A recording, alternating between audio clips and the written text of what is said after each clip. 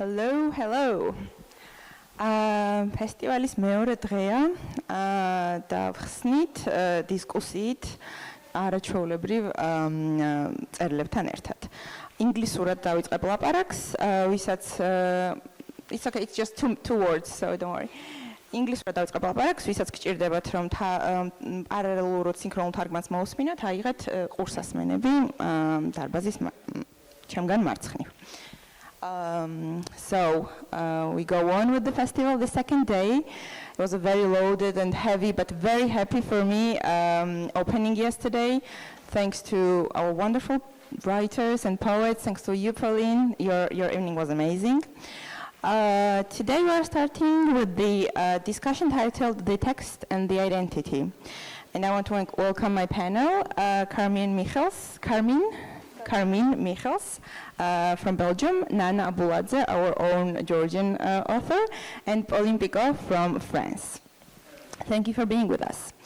Apart from other things these beautiful writers might have in common, all three of them are also in academia. They have degrees in comparative literature or theater studies. Pauline has a PhD in theater studies. You two have a degree in drama, and Nana has a master's degree in comparative literature, and I think she might also continue with her academic career in the future as well. I will shortly present them before we move to the questions of the discussion itself. Nana Abuladze is the author of two books. Her debut novel, titled Akumi, has received two most prestigious literary awards in Georgia for debut book of the author, Saba and Litera. It explores the themes of gender, sexuality, identity, and spirituality. Her second book, The New Perception, is a collection of stories about female biblical characters. And her upcoming book, or maybe it's already out, it's upcoming, okay, is the study of gender and authorship in the 20th century Georgian fiction. And it was also your PhD thesis, MA thesis, yes. She was a 2022 fall resident at the University of Iowa in the frame of the International Writing Program, which is, we all know, a great, amazing program for writers. And a 2-month stay in the US inspired her to write her first poems in English as well, titled The Lovers and the Water Tower. Carmien Michels is a poet, author, and performer from Belgium. She teaches at the Royal Conservatory of Antwerp. She explores verbal and non-verbal language in all its forms in her educational and artistic practices and in the research. In 2016, she won both the Dutch and the European Poetry Slam Championships. Between 2017 and 2019, she was the part of the European program connecting emerging literary artists, and in 2019, she joined the European Poetry Platform Versopolis. Versopolis is guilty as charged in bringing you here with us, and there also have small poetry collections that we prepared specifically for this festival, so please pick them up from the chairs. And alongside poetry, she has published two novels, as well as the story collection Fathers Who Mourn, which was awarded with the BNG Bank Literary Prize and Inked Up. Is that correct? Great, okay. And our dear Pauline is a French playwright and poet. Her texts have been published since 2012 in different literary editions, and some of them were translated to Georgian by Bachana Chabradze for the magazines Indigo and Theater. Those of you who were here yesterday would have been able to listen to her beautiful poetry. Her writing tackles various subjects such as desire, social injunction, physique distress, the body and the feminine. Her latest play, Votre âme sort, peut-être dans cette forêt, Your soulmate might be in these woods, was staged at the Theatre du Rond-Point in February 2023. As for her poetry, it can be read in specialized magazines like Gustave, Carabos, etc. All on social media, and she's also a performance artist, and she has been doing some photo series. I can see them on Facebook because we're Facebook friends, and one of the latest is called Pleureuse. It's like crybaby, crying. The women. Mourners. Mourners. Okay. And it began in January 2023. Welcome. Thank you. Let's greet our panel.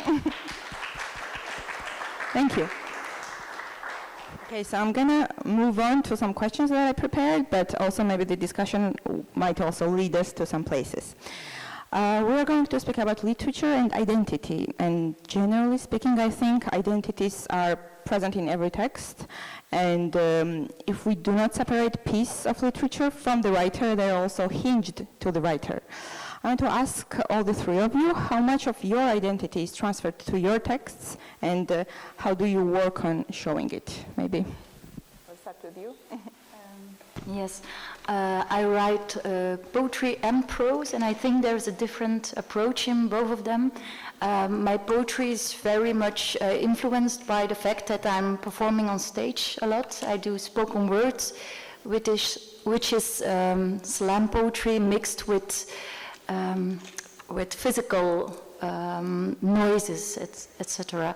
So when I write, I often see that there is a lot of auditive and sensitive details in my poetry, also in my prose actually, but in my poetry it's really vivid and sensual and rhythmical because of this stage background. Yeah, in my prose, I think it's less me that is in there because I work with characters, and sometimes I see that I'm so much into a character that I really don't like the style that I'm writing. But because of this character is a kind of noisy, emotional person, it has to be a sentimental style. So it's less me and more the style that is really the best one for the story that is going first.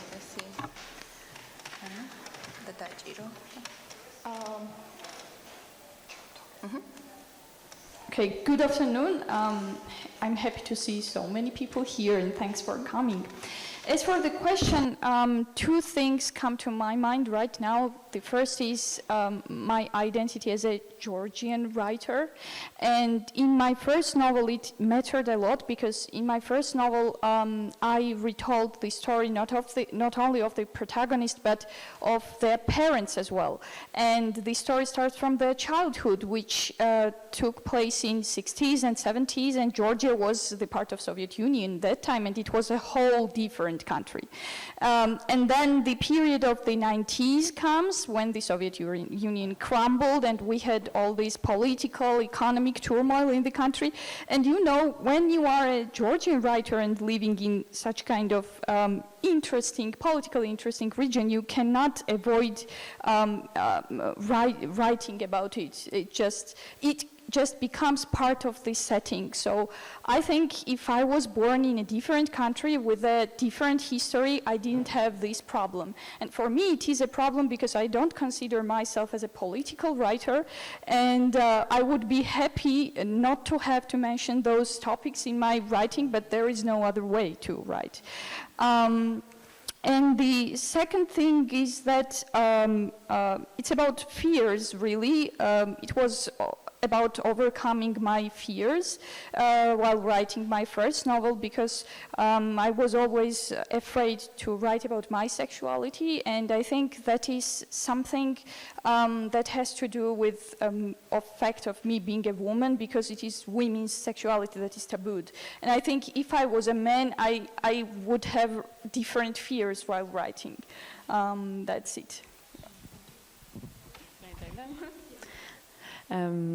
Thank you. This is so interesting already. Well, as for me, I think that's, for me, when I hear identity, primarily for me, it's cool because every one of us has a different answer to that. And for me, it's, of course, sensitivity, because my own sensitivity transpires in everything that I write. And for me, the poetry is really like imbibed in my sensitivity, and I think you cannot just separate the two of them. It comes from there, and it ultimately talks about it, not my own sensitivity, but as I said yesterday night, every feelings and stuff that, I don't know, like flow through us and connects us in the end.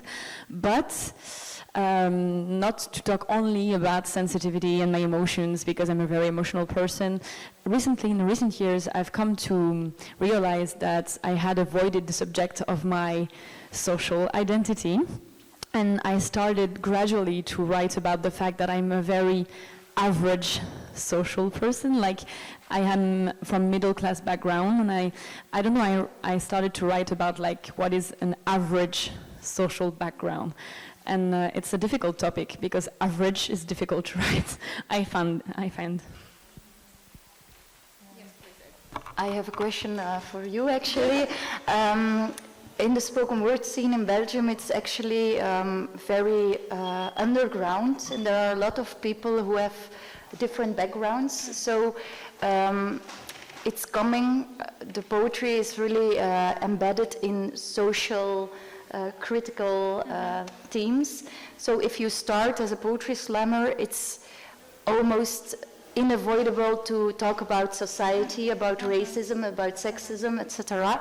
And I had an interview with a spoken word performer who is also of mixed roots, and he had the same as you, the problem that he had to write at first about these topics before he could free himself. And I sensed the same coming from spoken word, that only after I had proven that I was very into societal viewing, then that I could go more to detailistic or emotional writing. Is it something that you also feel, that now you have your first novels, that it's actually that you can go beyond because you have set the base, you have showed that you know your history and that you know where you're coming from, the view you have, and now? Yeah, absolutely, yeah. Because my second book is not about Georgia at all. The setting and everything is biblical, and I had to work with a very, very different sources to write it. However, when I go abroad and I have to present my literature there, I really have to present my country as well. Because people usually don't know anything about Georgia. Well, sometimes they don't even know where Georgia is on the map, and whether I want it or not, I still have to retell something from my recent history.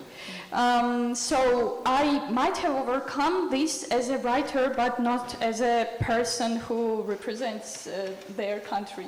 That's the thing. Okay. Thank you. Great start. I wanted to refer to something that happened yesterday.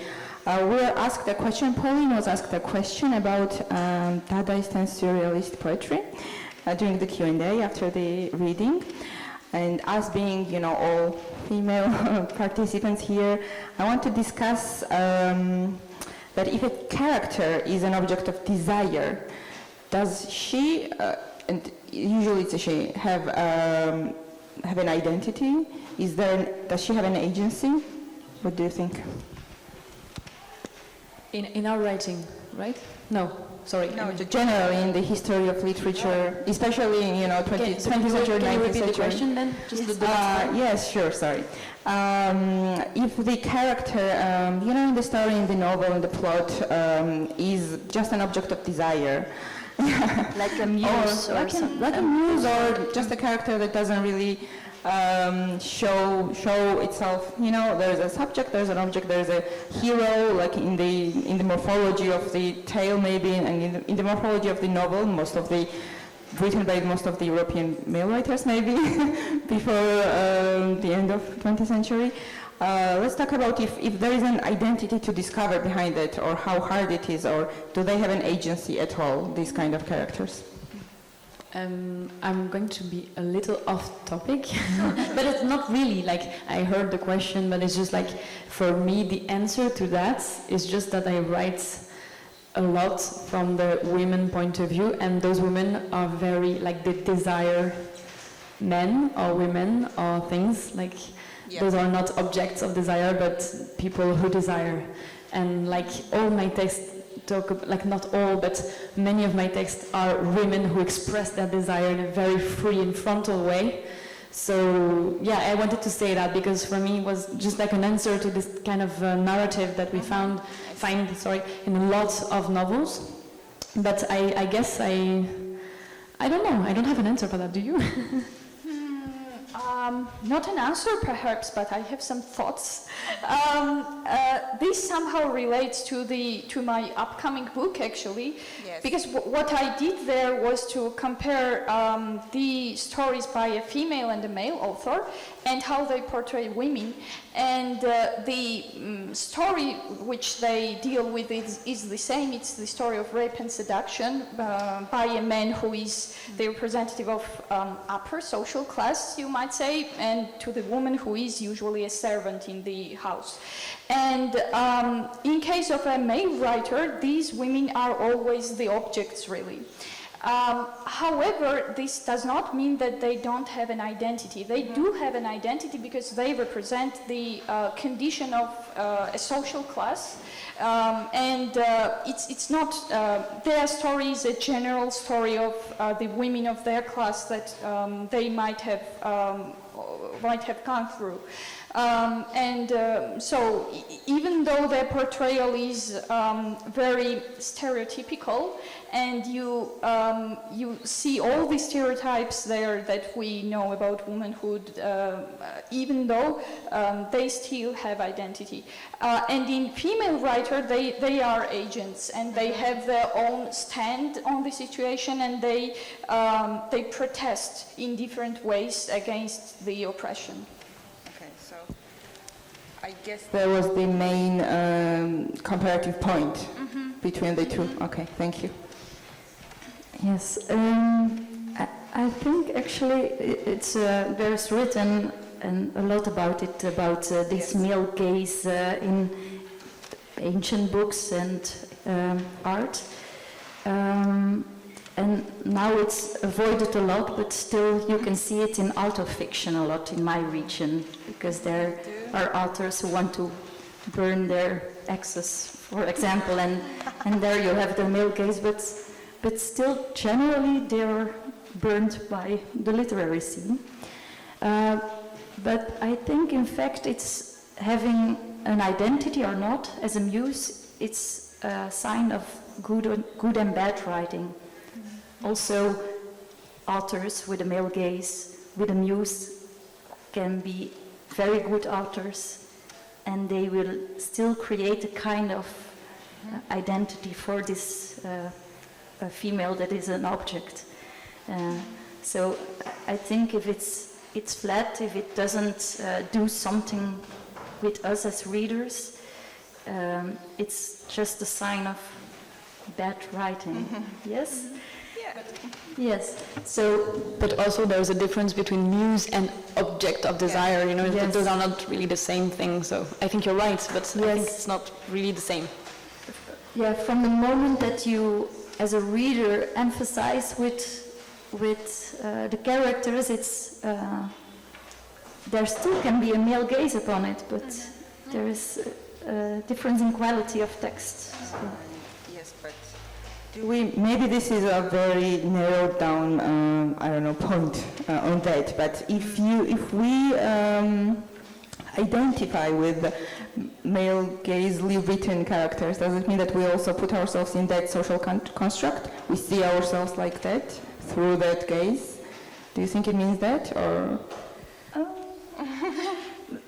I can go back in time when I was a young reader, and I could feel that these books represented a world in which I did not fit. But still, I liked reading the books, although I didn't see myself as a part or as becoming a writer like this.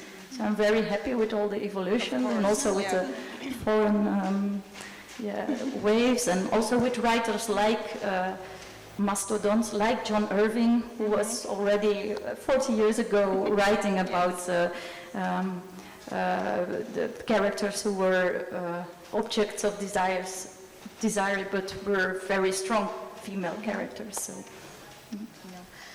Yeah, well, I also made some questionable choices, but anyway, literature is evolving, and that's a very beautiful thing. As for the representation in fiction, or not just fiction, with the time, new identities arose, and appeared, and just are now intertwined with the plots and with fiction. There was no queer literature at some point. Maybe there was, but it wasn't labeled like that, or it wasn't as much as we have it today. I have this sense that, or maybe everybody has this sense, that if we do not exist in literature, and literature being a broader thing rather than a written text, if we are not represented, then somehow our identity is not seen at all, socially or like on any level. Do you care to comment on this? Your ideas? Yes, well, yes, I view literature as a very important part of the culture that shows the norms that we are living in, and also can maybe forecast the norms that we will be living in. Yes. Yes, and so it's really like that. If the representation matters in literature, in movies, in music, in art in general, and so that the queer representation has a big place now in arts in general. It's a good thing. However, if we have still this labeling as a queer literature or LGBTQ literature, this still means that we still view world in categories, and I think that literature has the potential to unite the world, and this is what it is for, really. And so we are not still there because we are still labeling, but we might be there because there are already some books that have the queer storyline, but nobody refers them to be queer books.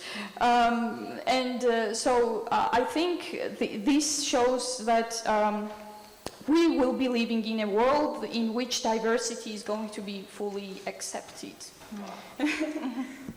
I completely agree. I really think but it's a beautiful thing, right? It's not like something that has to be like hardly done, or like it's not like law or something, or we're not like giving decrees or something like that. It's just something that evolves naturally, and I think like literature has this like magic quality that it can just like trace new contours for what the world is going to be. And I feel it's something magical that, when we read, I don't know, like stories to the children, or we read stories for ourselves, we're like, oh, well, if I read it, then it exists. Yes. For me it's something magical. And so yeah, in a good way, I totally agree with you. I'm agreeing with you both. I'm just thinking about Tolkien and Harry Potter, because I was pregnant last year, and I was all into fantasy. It was very easy to read while being pregnant. And the form of it is actually queer, because it's about fantasy and transformation, like werewolves, or like the mermaid is the classical queer emblem. That's not in Harry Potter. Oh, that's in Harry Potter. There are mermen and mermaids. But still, there is no visible queerness or gay relationship. And Tolkien is very male-ish based. So going further on the argument for what do you teach your children, which world do you show them, I think still these strong stories of Tolkien and Harry Potter, they will survive, and they have to, but still there is a need for a lot of alternatives to give a broader view on the world. And it's a pity that now in the USA, in a lot of schools, there is a ban on books that are with queer topics, or that with post-colonial anti-racial topics. Yeah, there's a great ban, and that's a threat for society, for democracy, but also for just imagination. Yeah, it's a sad thing. Just and about Tolkien, you know, we can just like without twisting the plot or the narrative, we can just say like, well, you know, this bond between Sam and Frodo, partnership, friendship, love, I don't know, you know, without twisting anything. Of course, they don't kiss, they don't have sex, they don't like, but it is love nonetheless. I don't know, to be like able to say to today, love can be felt in many different ways. Doesn't have to be like love between, you know, a relationship, sex and kisses. Can be different forms of love. And heterosexual people can say to each other, "I love you," and you know, and those kind of stuff. I agree with you. We shouldn't like say like, "Oh, Tolkien is outdated because it's like, you know, there are only very traditional relationships in it," because we can view those relationships differently and just like, I don't know, like blur the line a little bit without having the book twisted or changing its meaning, just viewing it differently, I think.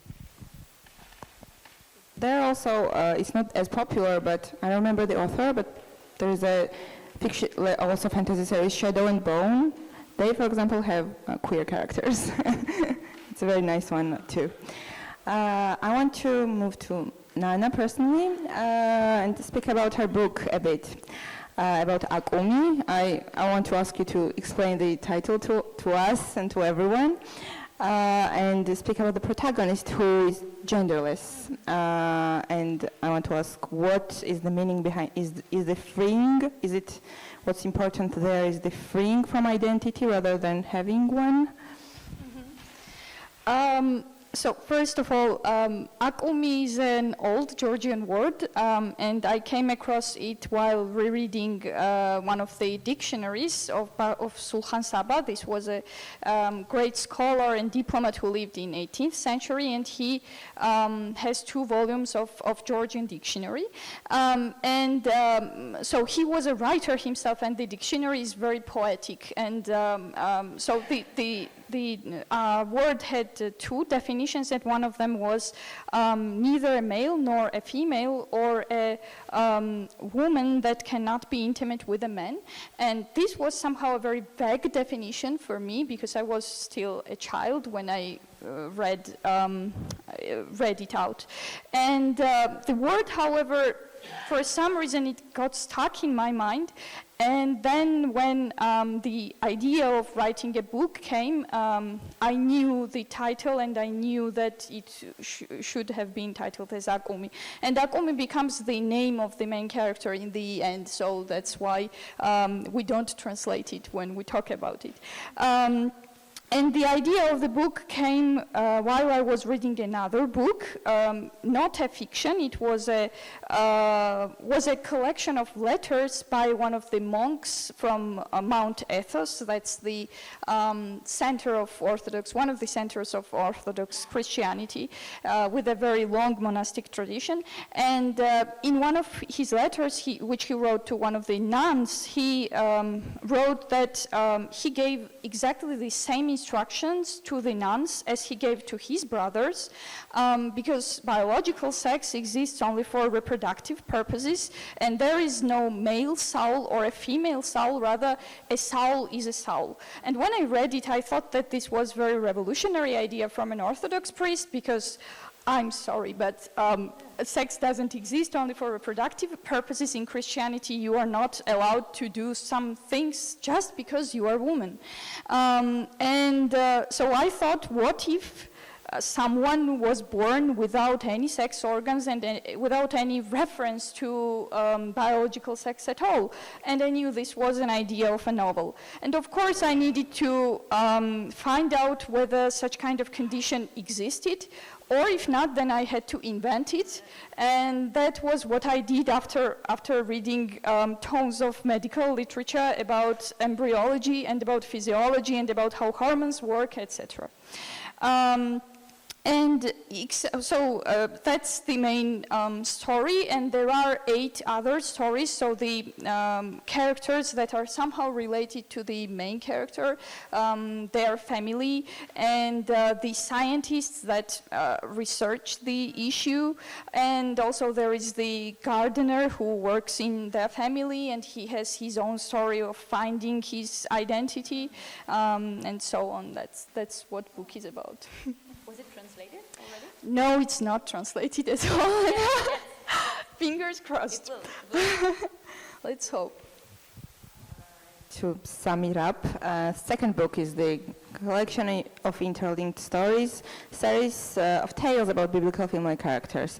I remember one story that we translated, if you remember, a couple of years ago, I Wish I Could Be Turned into a Nightingale. I think it's also in the collection, maybe in a changed form, no? No, it's not. It's a different story. Okay. So that story is particularly about violence against women and about different forms of violence and about the silence of women about this oppression. And it also is written from different perspectives, and the women narrate their stories themselves, or sometimes they cannot narrate the story because it's, you know. So the idea came, I was reading Metamorphosis by Ovid, and there is this myth about Philomena and Procne, and it has something to do with nightingales. And when I read it, I remember that there is a folk poem in Georgian poetry, and it is called The Wish of a Young Woman, and she wishes to be turned into a nightingale, and from that perspective, I interpreted it as it is so hard to be a woman then that one wishes to be something else other than woman, even a nightingale. And so this was the conceptual link, and then I wrote this story. Is it translated? Excerpt, yeah. Excerpt. I can send it to you. Yes, and last question to you. Why did you decide to take these biblical characters and sort of move them from their natural habitat and the time and alter their stories or tell their stories at all? Because I wanted to talk about women's problems from more a global perspective and show that what we might think that is a new problem has been existed for centuries and maybe for thousands of years. And I also wanted to think about God and its, so the manifestation of the divine in the world, that was something that I was thinking about in my first book as well, and now here as well. These were two things I wanted to do there. I just want to say that in the play that I'm currently writing, there is a character of a saint. She was a young woman who was killed in a small village in Sardinia. She was 16. She just got back from the mass, and she got attacked by a bunch of men who tried to rape her, and she tried to defend herself and was stoned to death. And she's called Beata Antonia, like Beata. And so I wrote a small play only about her. It's me talking with her on the cemetery, on her grave. We're talking together, sharing a cigarette. We're talking, and I say, "You're not Beata, right?" Because it's not. There's nothing Beata about being raped and attacked and killed. And she's very pissed off, the saint. But this person, this character, will show up in my next play because I want her to, I don't know, still keep talking about what happened and. Just not be this icon sacralized and just have a point of view. So we should read each other. You should. I'll help to make that happen. So Pauline, being Facebook friends for almost 2 years now, I often notice your, I don't know what to call it, social performance series, maybe, photo series. Where you put yourself in a wedding dress, for example, and in a very unusual place for a wedding dress. I don't know, like a bathtub in some cases, maybe bathtub, yeah, or other places. I also wanted to ask you about this new series, Cycle, Pleureuse. Just what is it about? What are you trying to show? I mean, it is very eye-catching, you know, it is very sort of edgy, it looks like that, but just tell us more about why you do that, how you think of that. I can't talk about pleureuses yet, mourners, because it's still ongoing, and so I don't really know what I'm doing. I know I'm experimenting, you know, but the performances with the, I call that my bride, which is weird. For me, it's not really me, you know, it's me dressed as, like fully dressed as a bride in white in a very stereotypical image. But my point is not to talk about marriage, wedding, and well, ultimately it is, because this is the, you know, the outfit. But my point is to talk about is to be this very candid figure in a world, in a very desperate world, in a very sad world sometimes, in a world that makes me very angry for a lot of reasons. And I don't know, when I put on this full costume of a bride, it's kind of ironical and cynical, like for this bride, each day is the best day of her life, you know, because our wedding should be the best day of her life.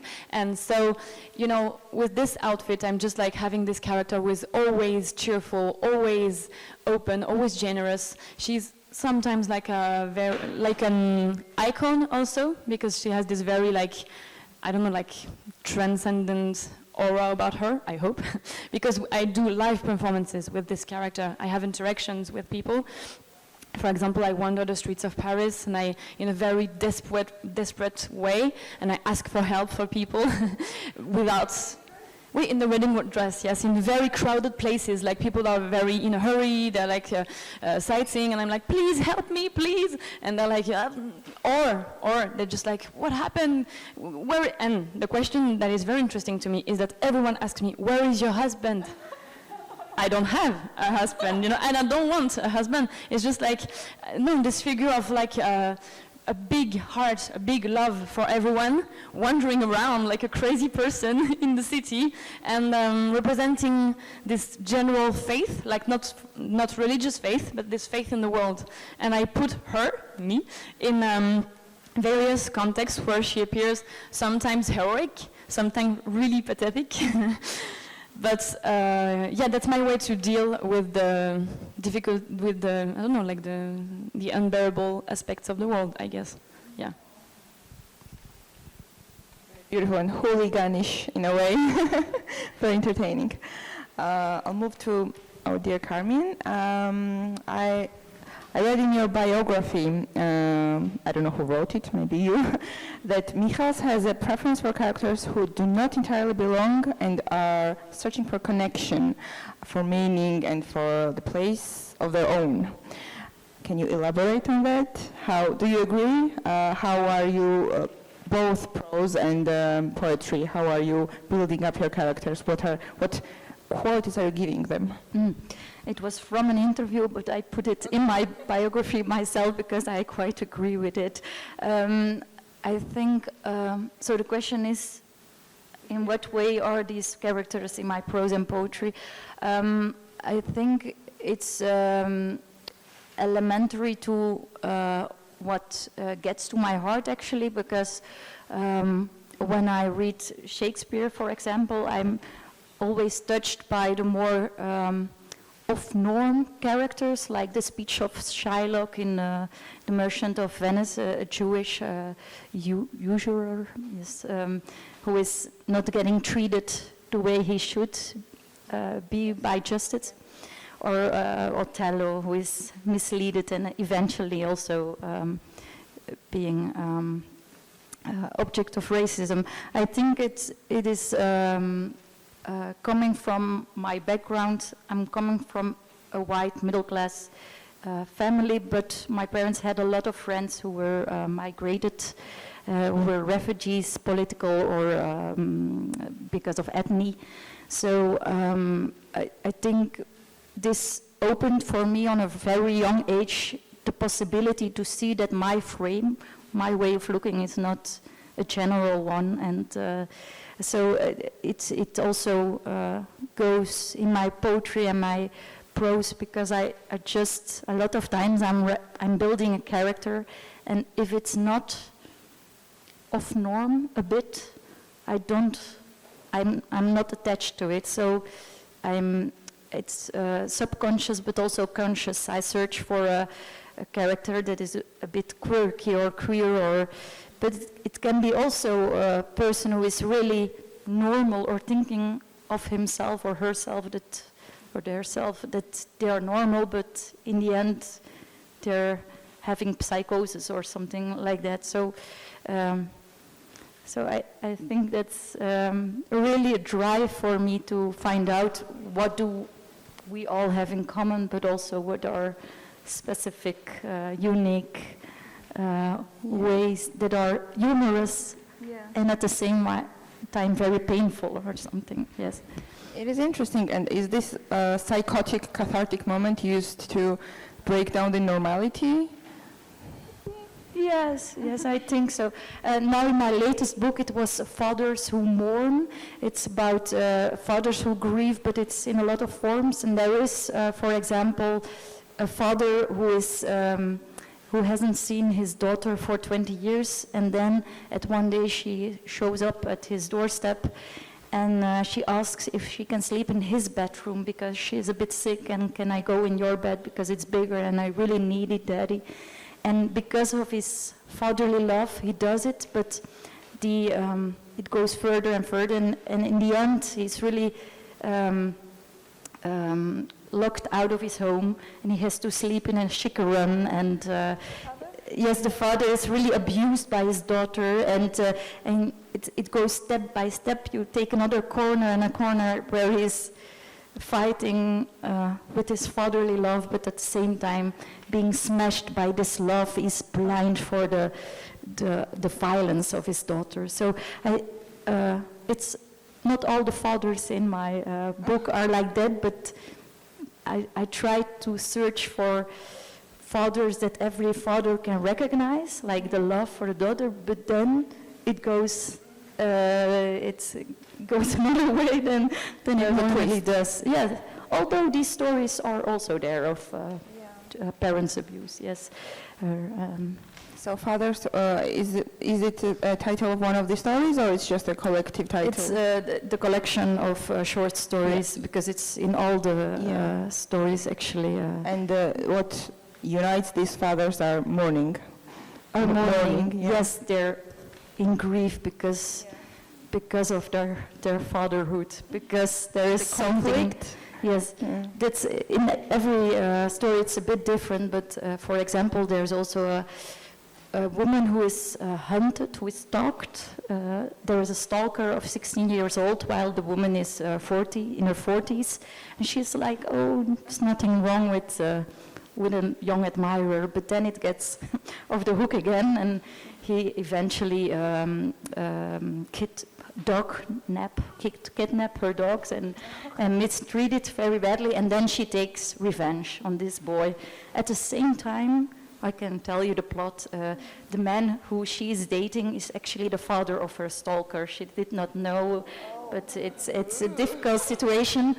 And then at the end, there is like the conversation between the father and the woman, and who took revenge on the boy. And it's a very, very painful situation, because the father is so disappointed in his son that he can never trust him in a way that is like you want to have with your children, just without conditions. There are conditions to his love. So this is the way I really like to play with. I'm very excited with the humor in it, but it's also very violent and painful and perverse in a little way. Yeah, it sounds super interesting, and now it's a pity that we won't be able to read it for some time, maybe in the future, because Carmien is here as herself, but as a poet mostly, and we are going to have her reading on the 7th of June, on the last event of the festival. We're Really? gonna, Okay. yeah. And you know, your Versopolis bio or essay says that you are called a female Johnny Cash. Is that a true thing? Yes, it was said by, when I was doing the Dutch Championship of Poetry Slam, it was said by a famous author, and so it sticked around. I have a lot of engaged poems that's society critical. So one of the poems is telling about economical crisis, but in a very individual way. It's a story, it's a poem story about a right-wing and a left-wing character, and who are both going to step up to society. But it's also, in the poem, you will hear it, it's a way back into their youth, because they are friends from de la jeunesse, from the youth. Yes, and they, it starts with, do you remember, Jimmy, how we did... Jimmy, yeah. Yes, how you put like chewing gum, and how we did it in the locks of cars, and do you remember the little bumps we did with the director in the schoolyard, etc. So it's a very story narrative based poem. Yeah. Sure. Thank you.